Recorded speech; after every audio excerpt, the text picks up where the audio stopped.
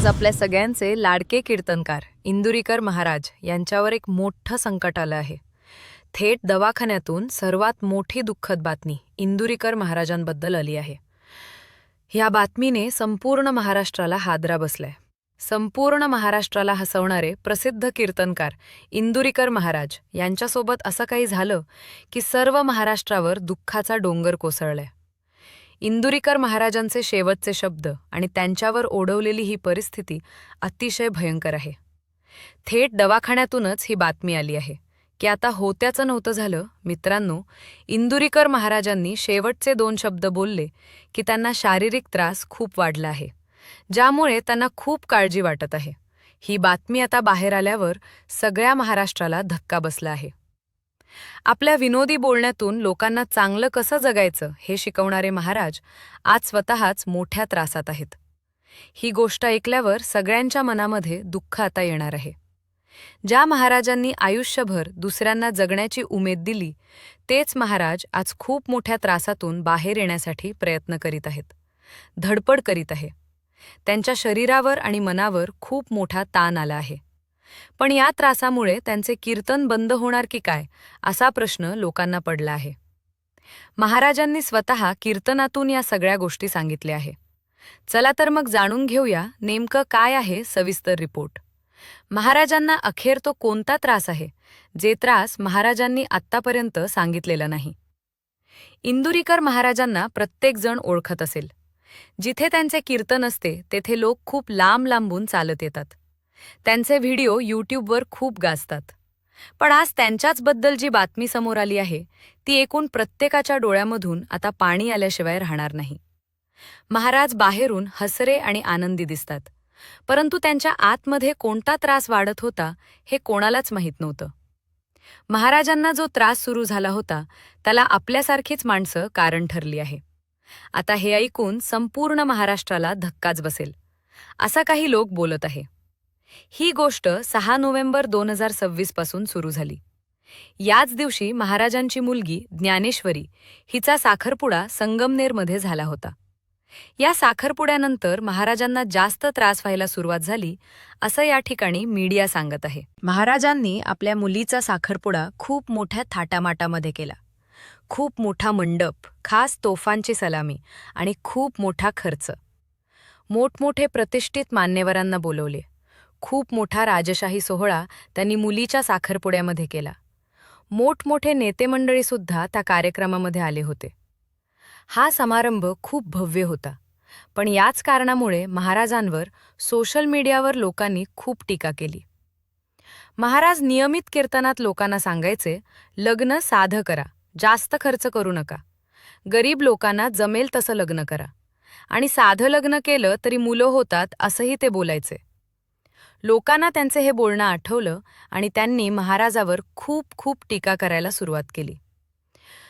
बघा आता, त्याचा परिणाम असा झाला, महाराजांना एक गंभीर आजार झाला आहे.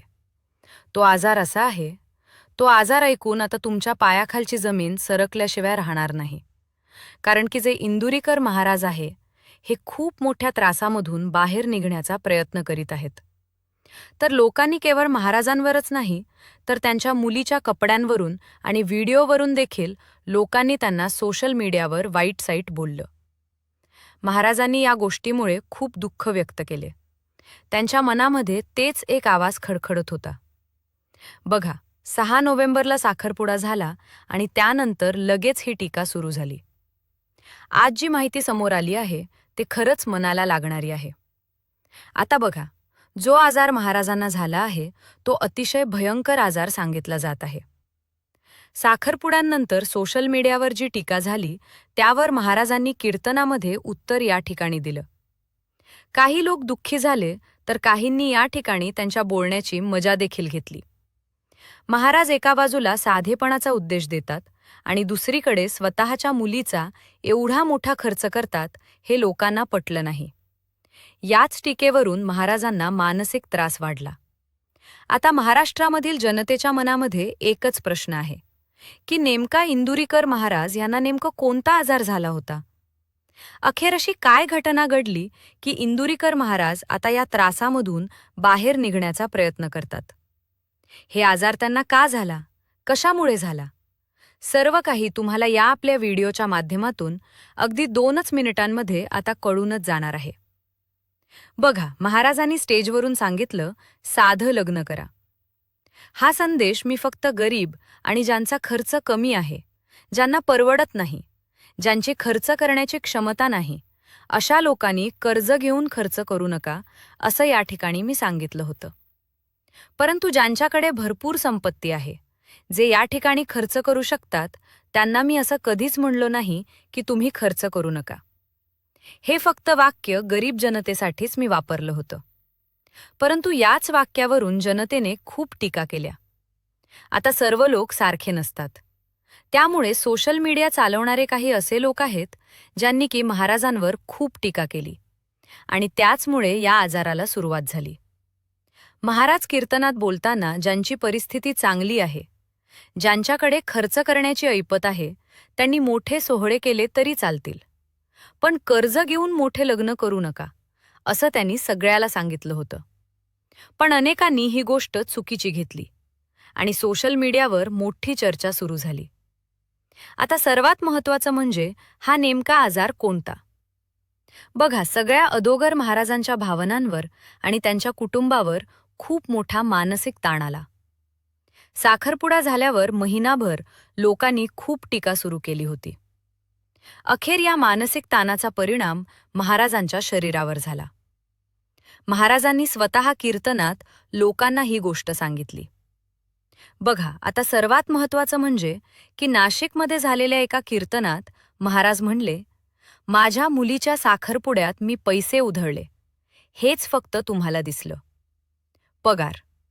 त्याचवेळी त्यांनी सांगितलं, महाराष्ट्रात पूर आला तेव्हा मुख्यमंत्र्यांनी निधीसाठी 1,00,000 रुपये दिले होते, ते मात्र कुणालाच दिसले नाही. इंदुरीकर महाराज म्हणले, मी अनाथ मुलांची काळजी घेतो, गोशाळा चालवतो, गरिबांना मदत करण्यासाठी लाखो रुपये खर्च करतो, पण लोकांना फक्त मुलीच्या साखरपुड्याचाच खर्च का दिसला?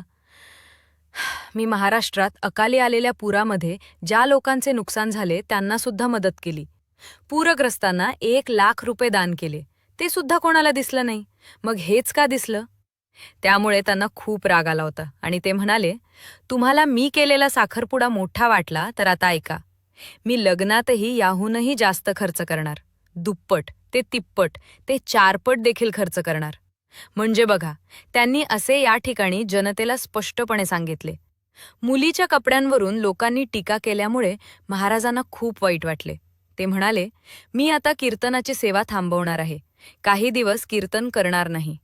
हे बोलताना त्यांच्या डोळ्यातून चक्क पाणीच येत होतं. त्यांना नेमका कोणता त्रास होता हे त्यांनी स्पष्टपणे आता सांगितलेलं आहे. बघा, सर्वात महत्त्वाचं म्हणजे नाशिकच्या कीर्तनात त्यांनी आपले दुःख व्यक्त केले. ते म्हणाले, मी दिवस रात्र ज्या समाजासाठी काम करतो ते कोणाला दिसले नाही, त्यामुळे मला खूप त्रास झाला. आणि त्यांनी सांगितले, मला हृदयाचा त्रास आहे आणि सतत बोलून बोलून माझ्या छातीच्या बाजूला सूज आली आहे. दिवसातून 2-2, 3-3 कीर्तन सतत उभे राहून करत असल्यामुळे मला हा त्रास झाला आहे. आणि समाजासाठी एवढं करूनही काय फायदा? मी सतत समाजासाठी हे करतो, पण तोच समाज मला नावं ठेवत आहे. बास झालं. आता मी यापुढे कीर्तन करणार नाही, कारण की मी कधीही जाऊ शकतो, माझे कधीही जय हरी विठ्ठल होऊ शकतं. माझं काहीच खरं नाही, मी कधीही मरू शकतो आणि या समाजाला काही फरक सुद्धा पडणार नाही. तर बघा, महाराजांना हा त्रास आहे. दिवसातून 3 ते 5 कीर्तन करणारे महाराज किती शारीरिक ताण सहन करत असतील याची कल्पना आपण करू शकत नाही. जास्त बोलल्यामुळे आणि सतत उभे राहिल्यामुळे तुम्हाला त्यांची शैली आवडते का? तुमचं मत कमेंटमध्ये नक्की लिहा. आणि तुमचा पाठिंबा महाराजांना असेल तर व्हिडिओला लाईक आणि चॅनल सबस्क्राईब नक्की करा.